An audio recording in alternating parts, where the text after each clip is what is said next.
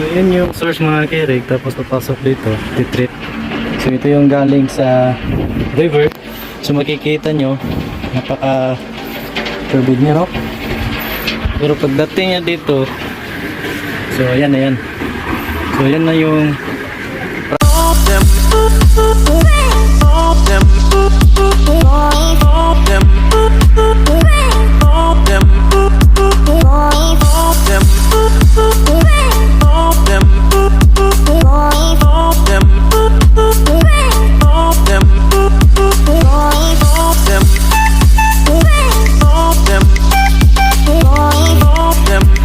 mga kirig, welcome to my channel mga kirig. So for today's video mga kirig, babiyahe tayo pa Aklan kasama si Boss Dudo. Di pa punta sa camera. Pogi nito. It's a sideline day mga kirig, so pass muna tayo sa regular work natin mga kirig, no? So pupunta ako na Aklan. Tulohin mo yan! Sa Kinigo Aklan mga kirig, so may ipapatrabaho lang yung busing ko dito na electrical controller sa kanilang sa kanilang project mga kirig, no? Kasi walang available na electrician sa kanila kasi medyo naging busy sila. So Bahala ka sa buhay mo! ngayon nandito na kami sa Tabuilan Port. So kanina pang mga alas 4 kami ng umaga. Hindi totoo yan! Ngayong araw na kami nag-umpisang bumiyahe pa Lapu-Lapu pa Tabuilan na port mga kirig. So ngayon lang time check alas mag 9 AM na. So nakasakay na kami ngayon dito sa barge mga kirig, papuntang port ng Barcelona Brande, Barcelona Port sa Escalante mga kirig. Hello na, no? Negros. Negros mga kirig. So pagdating namin sa Negros mga kirig, gabiyahe naman kami pa Bacolod. Ito, no? Papuntang Bridco Port. Tapos sasakay naman kami uli ng barge pa Aklan. Hindi pa Iloilo. Pa Iloilo. So sa Lumangas, bali dalawang barge yung sasakyan natin mga kirig kasi nagland travel lang tayo mga kirig, no? So yan. So ito yung unang barge na sasakyan namin, Tabuilan to Negros, tapos Negros land trip to Bacolod, then Bacolod Port. Bacolod Bridco Port. Bacolod dito. To Dumangas Port. Yun na yun. So bali dalawang barge mga kirig yung sasakyan natin. So tara.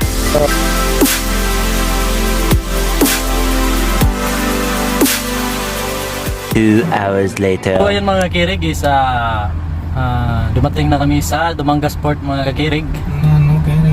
So kapag Barcelona Port Negros. Barcelona, Escalante, Escalante, Barcelona, Escalante, basta port dito sa Negros.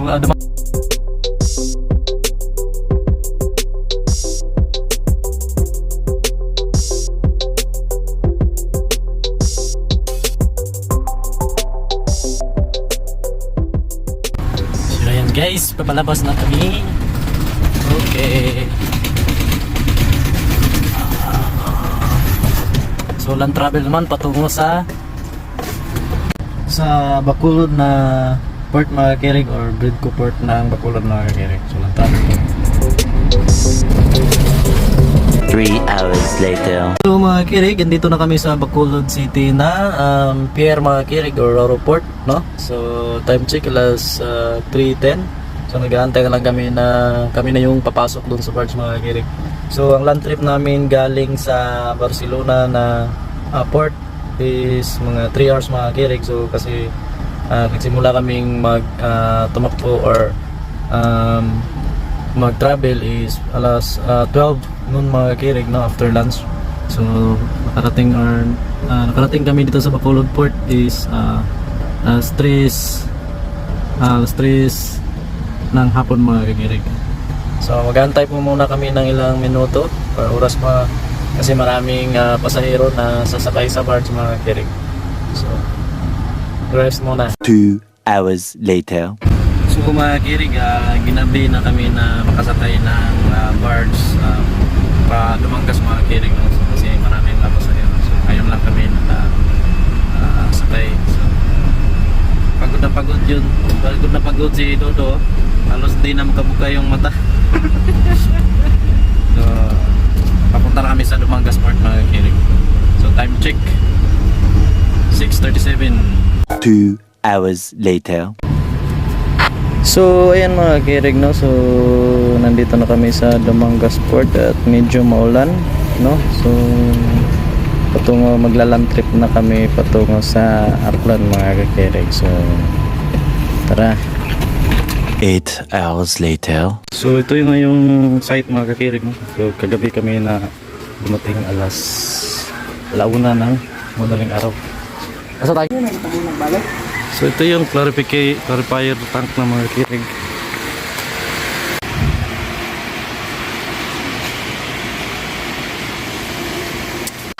So try natin tingnan yung itaas mga kakirig. So aakyat tayo para makita ninyo kung ano yung itsura ng clarifier na filtration mga kakirig. So aakyat tayo ngayon sa itaas, no?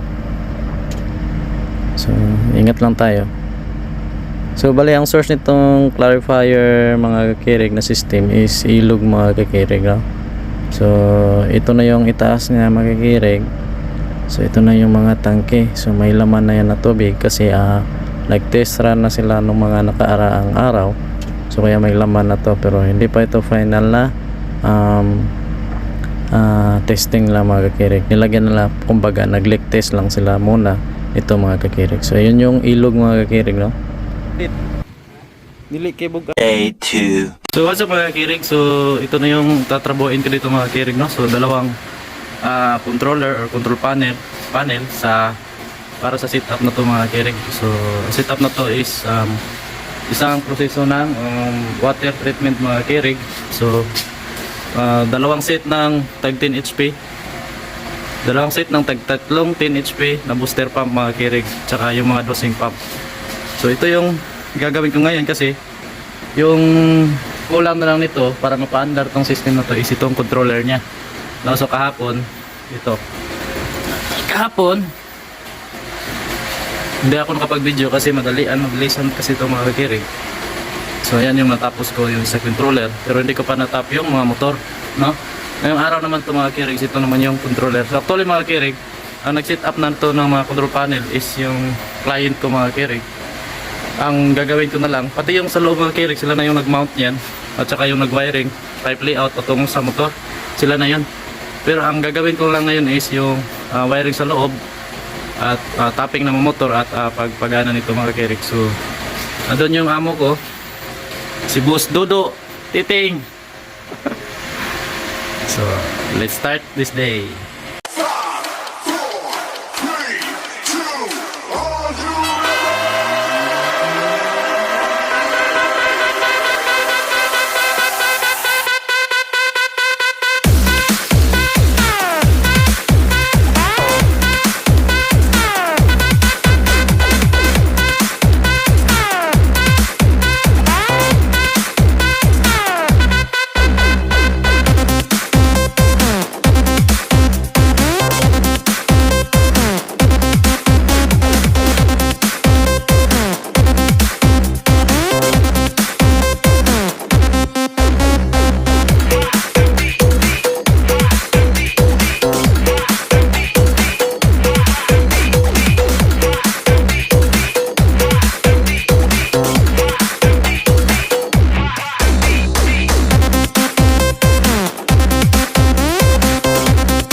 So mga kirig, natapos ko ng wiringan tong dalawang controller na to mga kirig. So ang gagawin ko na lang ngayon is magtatap sa mga motor connections mga kakirig, no? So tara. Bali may anim na booster pump dito mga kirig. Bawat isa nito ay 10 HP mga kirig, no? So dalawang set ng tig tatlo. So yung isang set is spare, so isa naman yung tatakbo. So yung motor natin dito mga kirig is 440 volts. Yung supply ng voltahe dito sa motor mga kirig is 440 volts, no? So ito yung gagawin ko ngayon. So bawat motor ay may 12 blades up mga kirig. So i-set ko ito yung setup niya into 440 volts na kasi 12 blades out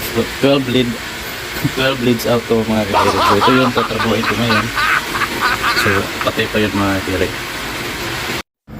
So ito yung diagram niya mga kakirig sa ilalim ng takip, no? So makikita nyo dito 440 yung supply natin, so 440 yung gagamitin natin na connection. So makikita nyo dito sa may 12 leads out mga kakirig, pero hindi pa ito yung tamang connection niya mga kakirig kasi ito pa yung naka set niya. So gagawin natin yung 440 na connection. Direct online lang kasi ito mga kakirig, no? So yan yung gagawin ko ngayon. A few moments later. So ngayon mga kirig, natapos ko na matap yung mga motor. So gagawin nyo ngayon is magte-test na ako sa controller at pati sa mga motor mga kirig. So ngayon mga kirig, kung makikita nyo, manda na yung voltage monitor at saka phase failure natin mga kirig. So ang voltage monitor is 440 yan mga kirig. So yung ito naman yung mga overload natin mga kirig is na-set ko na yan into 13 amps times 1.25% mga kirig, 125% tolerance ng overload natin para sa motor, no? So ito yung control transformer mga kirig, kasi gumamit tayo ng control transformer kasi yung supply is 440 volts mga kirig. So makita nyo dito yung H2 X3. So dito muna tayo sa 440 na input mga kirig. So para ang input natin is 440. So ginawa ko yung H2 at H3 is ginamper ko mga kirig para ang input natin is 440, no? So yan yung ginawa ko, may jumper yan na wire. So then yung line 1 line 2 natin sa H1 at saka H4, no? So yan yung H2 H3, may jumper yan. So line 1 line 2, yan yung input natin. Dito naman sa output mga kirig, kasi 220 yung need natin para sa control circuit natin mga kirig. So si X1, X2 at X3 mga kirig is naka-jumper yan mga kirig, para yung X1 at saka X4 is 220 volts na yan. So ito yung patungo sa mga control natin, no? Control circuit natin sa contactor, sa relay, at saka dito sa voltage sensor natin, yung power supply, kasi may power supply ito na 220 volts, pero yung mga sensor niya mga kirig is 440 volts. Ano ba yan? 440 volts mga kirig. Ano ba? Basta ganun na yung mga kirig, no? So medyo nabubulo na ang mga kirig. So ngayon naghihintay na lang ako na pwede na ma-run yung mga motor natin para makuha na natin ng amperahe. At saka na-test ko naman itong controller na ito is okay naman. So ang hinihintay ko na lang is yung mga motor mga kirig, kung pwede na ba siya. So ito yung sa labas mga kirig, actually mga push button lang to mga kirig, pero illuminated sila mga kirig, may built-in na ilaw or pilot light mga kirig, no? So kasi start stop lang ang naging itong isang ilaw is pundi yan. So papalitan ko yan mamaya mga kirig, nakalimutan ko lang. So simple lang ang operation dito mga kirig, start stop lang, no? Kasi madali yan. So ito yung emergency stop niya mga kirig. So pag press ko, so patay lahat yan mga kirig. So twist para magbabalik. Dito rin sa kabila mga kakirig, parehas din yun mga kakirig, no? So parehang setup lang yun. So yun din yung ginawa ko dito, kasi identical lang naman sila mga kakirig, no? So makita nyo magnetic contactor pati overload is nakaset na yan. So pareho sa kabila. So itong green mga kakirig, actually sila na kasi yung nag-wiring nito mga kakirig, no? So ang ginawa ko na lang is wiring sa loob mga kakirig, pero yung mga wiring sa labas, control panel patungo sa gaya nito sa level switch to mga kakirig. So green yung ginamit nila kasi hindi nila alam ang color coding, kasi yung mga trabahador lang yung inutusan ni Dodo dito na paabangan na ng wire. So kaya yung nagamit natin dito sa float switch is kulay green, pati yung sa mga ilaw natin dito mga kirig is ang ginamit nila is green mga kirig, kasi dito rin kumuha ng ilaw mga kirig sa loob ng control panel, kasi walang binigay na 220 volts dito sa panel mga kakirig, no? So malaki din naman yung natin control transformer. So kaya niya dalhin yung ilang ilaw lang mga kakirig, yung mababang voltahe lang or amperahe lang ang kaya nito mga kakirig. So ayun. So ngayon mga kakirig, nag-test na kami,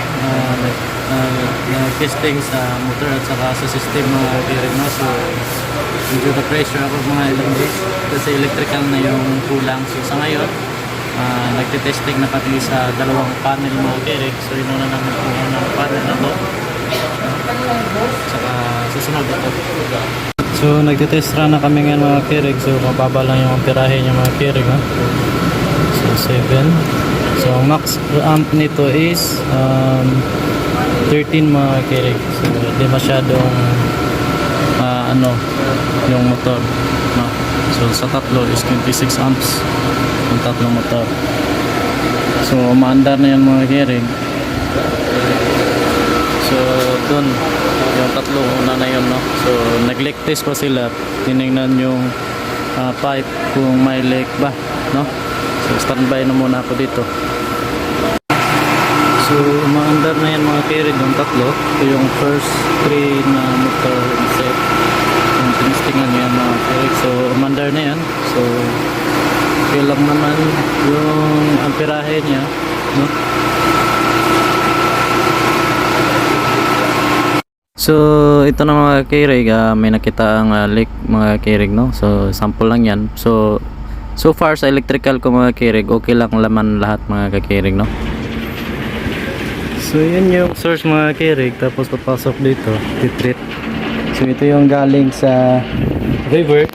So makikita nyo, napaka turbid niya, no? Pero pagdating niya dito, so yan na yan. So yan na yung product niya mga kirig, no? So again, river, ito yung source. Pagkatapos ito na yung product niyan mga kirig. So ito yung clarifier system mga kirig, no?